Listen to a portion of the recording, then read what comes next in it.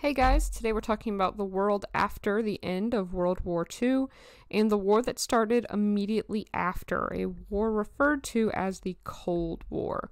Our objective question for today: describe the Cold War and how it began. Alright, so a little bit of recap. At the end of World War II, we do set up an international organization.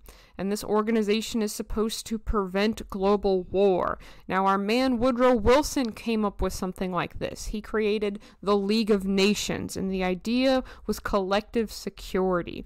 That if everybody is in an alliance, enemies are less likely to attack us, and also if we're all in an alliance together, it'll be easier to get along. It is basically a way to kind of air out your grievances without going to war. But the League of Nations eventually fell apart, and World War II happened after that.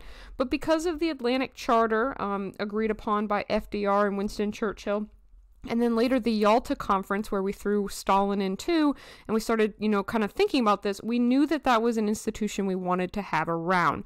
And the one that takes place after World War II, and that is still around today, is the United Nations. So this is that international organization that many countries are a part of and is still around today. And the idea is, theoretically, you're going to prevent future wars.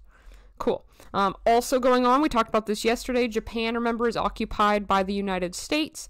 They are going to be led by Douglas MacArthur. MacArthur's going to help them draft their constitution that they still have today.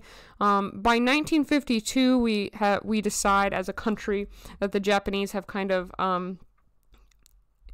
evolved enough, and that's kind of not the best kind of word to use, but that's the one I'm going to stick with, evolved enough for the United States to feel comfortable letting them kind of gain their own self-government. And because of all that, and because of the world that we live in now, Japan is now an ally of the United States. Us and Japan are good friends now. We kind of put the whole bombing and Pearl Harbor up behind us, and we've moved forward now. What's really on our mind is Europe. What's going on there? What does it look like now that the war is over? Well, it's absolutely decimated. Tons and tons and tons of bombs dropped all over Europe, specifically, throughout Germany. Specifically, Britain was bombed a lot too. The Soviet Union is going to basically take all of Eastern Europe and take those areas over. The real specific areas we want to look at here is Germany. We decide that Germany cannot be governed on its own. We don't trust it to kind of set itself back up. So instead, the ally leaders take over Germany and they occupy it. All right. So what we do is we have the four major allied nations, and everybody gets a fourth. So the allied nations, of course, being us, the Americans, also the English, the French, and the Soviets. So everybody gets a fourth, and it's about equal, right? We literally divide it into four sections. But the way that the Americans, the British, and the French are going to run Germany is very, very similar. We want to set up little tiny democracies, right? Republics, things where people can be, represented.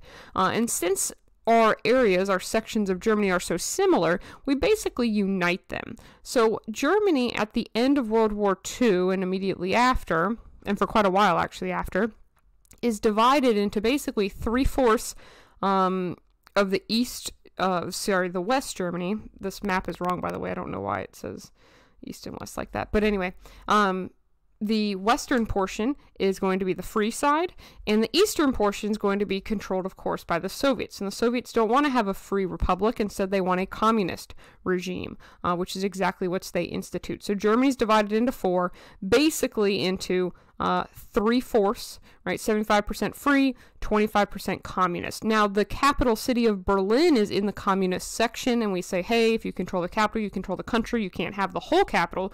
We do the exact same thing with Berlin, and this is a zoomed in version here. So we take Berlin. It is now 3/4 free, 1/4 communist, with the communists controlling the eastern side of Berlin.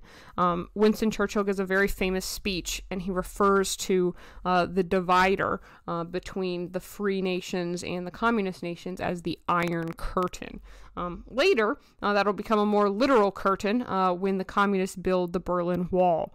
What ends up happening are the people who are just happen to be on the eastern side of Berlin, who are now in the communist section, are, sad. So they leave and they run away. And, in a little more than a decade, 2.6 million people are going to flee from the east side to the west side.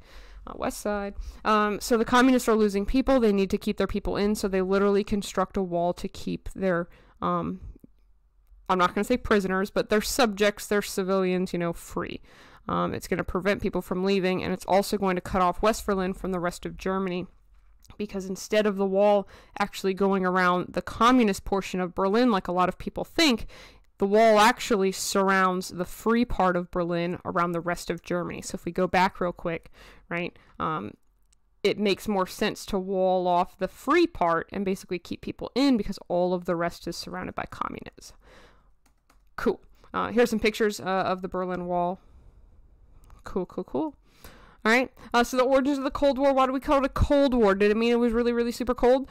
No, not really. The Cold War was not a hot war, which means that there was no direct fighting between the two major powers, but there were proxy wars that popped up.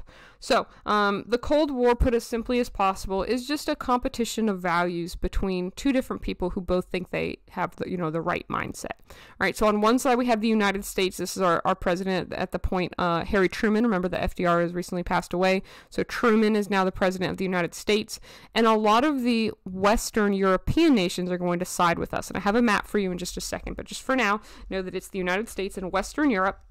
We are on the side of democracy, on freedom, on capitalism, the idea of having a market economy.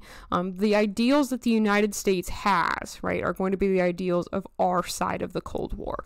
On the other hand, we have the Soviet Union. This, remember, is Joseph Stalin, who, remember, in World War II was our ally. But he was kind of more like a frenemy, because we were fighting together because we were fighting the worst of two evils, which was Hitler, right? But as soon as the war is over, there's absolutely no kind of, doubt that Stalin is now going to be our enemy. So the Soviet Union and a lot of Eastern Europe is going to be kind of taken up into this alliance that he creates for himself. And that side of the Cold War competition pushes for communism, right? Socialism, totalitarian governments. So the complete opposite of what America stands for are the bad guys in the Cold War. Now, the stakes are really high during the Cold War because both us and the Soviet Union at this point have the atomic bomb. All right, and that really scares us. We've been paranoid that the Soviets and the spies were going to figure out, how to create an atomic bomb, and they eventually do. By 1949, they have an atomic bomb. We one-up them, and by 1952, we have a hydrogen bomb. The hydrogen bomb's even more powerful than the atomic bomb. So both us and the Soviet Union are major frenemy, right? The two most powerful nations in the world at this point. And that's another thing that I don't really have written down here, but is really important to understand. The Cold War basically is a battle between us and the Soviets, because by the end of World War II, we're the only two superpowers left, right? England's still powerful. They have clout and stuff, but they've really been weakened by the war. It's literally just us and the Soviets, and we're competing for first place, right? If you're not first, you're last, right? So the stakes are high because we both have the ability to blow the other one up, right? And we'll talk about mutual assured destruction stuff when we talk about Eisenhower. But for now, just know that the stakes are high. Two major alliances that are going to come up. The one that we are in is called NATO, the North Atlantic Treaty Organization.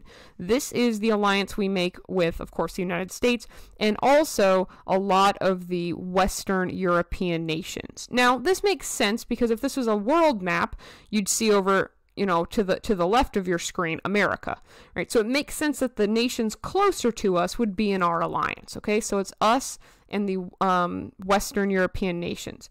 On the other hand, we have the Warsaw Pact. The Warsaw Pact is the Soviet Union and a lot of the Eastern European nations. This makes sense because the Eastern European nations are closer to them, all right? So when you're thinking about who belongs to what, just think of who's closer to who. Cool. Major ideas, this is a theme that's going to continue to come up. It's how presidents deal with the Cold War and deal with communism. Harry Truman's policy on communism is containment.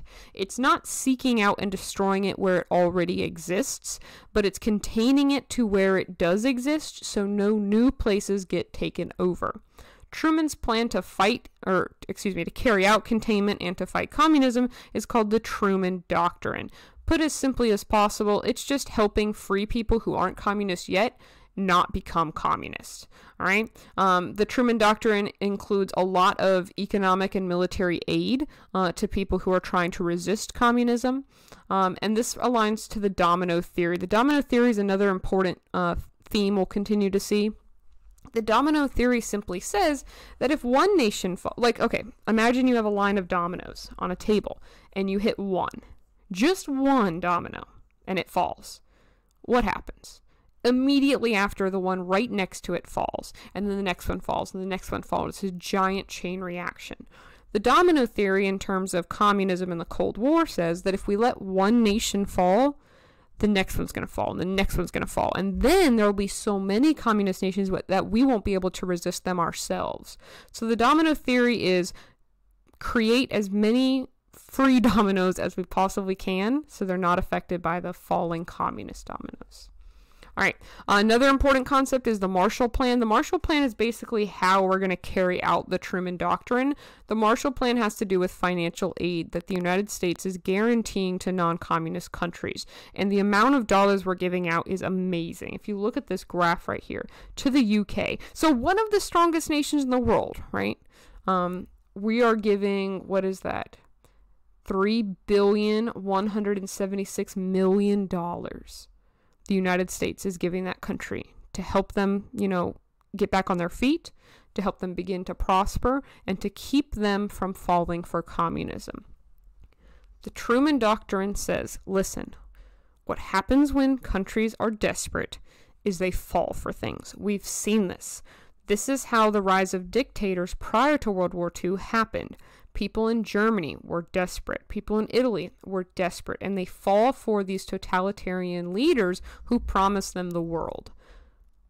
The idea behind the Truman Doctrine, and then by extension the Marshall Plan, is that if we give the supplies to these countries, they won't become desperate enough to fall for something as radical as communism. And that's basically Truman's administration in a nutshell. It's throwing as much money as we can so people don't become desperate, so they don't fall for communism. What also happens is the Berlin airlift. The Soviets decide that they want to block not just American, Allied access to our section of Berlin. They put up giant walls. They have stockades. They have checkpoints and stuff. So we're no longer allowed to drive through the Soviet section of Germany to get to our section of Berlin. And so Truman says, that's all right. I'll just fly the supplies in, which starts something referred to as the Berlin airlift. This is just us, England, and France getting as much supplies to our section of Berlin as possible. Now, why is this important? This is important for a couple reasons. It sounds like a lot of work just to get stuff to this little tiny section of Berlin that we lay claim on. But we can't back down. If Stalin just said, okay, you guys can't come over here, and we said, all right, that's fine, we understand, you can just have the rest of Berlin, right? We'd look lame, we would look weak, and the Soviets would have a ha-ha on us. We can't let the communists win. We can't let our little tiny section of Berlin that's free fall to communism. Also, if we just let Berlin say, okay, yeah, sure, fine, you can be communist, that's fine, as long as we get the rest of Germany, that's a very slippery slope, because once you start saying, okay, sure, you can do that, but nothing else, you start to sound like Neville Chamberlain, and you start to sound like you're appeasing. And if we've learned one thing from the Hitler rampage, it's you can't rely on appeasement. We don't want to make the same mistake with Stalin that we made with Hitler. So the Berlin airlift is kind of petty, right? But it's important, and it was important that we stepped up, and we did. Also going on our radar that's freaking us out is Mao Zedong comes to power. One of the largest countries in the world becomes communist. Now, China and Russia the Soviet Union, are rivals. So they're not in any way, in an alliance with one another, but they are now both communists, which really, really scares the United States. Because if these two gigantic countries with billions of people in population are becoming communists, they may start to eventually, outnumber us, and that scares us. So that's a little bit of worry there. We're starting to freak out that the communists could take over the world. If you have access to the PowerPoint, this is a great funny parody video. And that's it. That's the Cold War. That's the start of the Cold War. Make sure to answer your objective question, and I'll see you later. Bye-bye.